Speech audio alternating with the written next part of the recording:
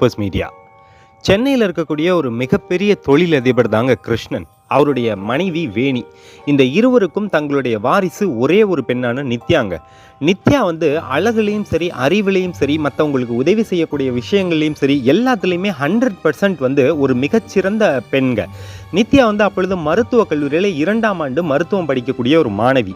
என்னதான் தன் தந்தை ஒரு மிகப்பெரிய கோடீஸ்வரராகவே இருந்தாலும் தன்னுடைய உழைப்பால் தன்னால் முடிஞ்ச வேலைகளை செஞ்சு அந்த வேலைகளில் கிடைக்கக்கூடிய வருமானத்தை வச்சு நிறைய ஏழை குழந்தைகளுக்கு படிப்புக்கான செலவு, ஆதரவற்ற பெரியவர்களுக்கு சாப்பாட்டுக்கான செலவு, நிறைய வந்து முதியோர் இல்லம், அனாதை இல்லம், சிறுவர் சீர்திருத்த பள்ளின்னு தன்னுடைய முயற்சியால் சம்பாதிச்ச பணங்களை வந்து அந்த இல்லங்களுக்கு வந்து வழங்குவது வந்து நித்யாவுடைய ரெகுலர் டியூட்டிங்க.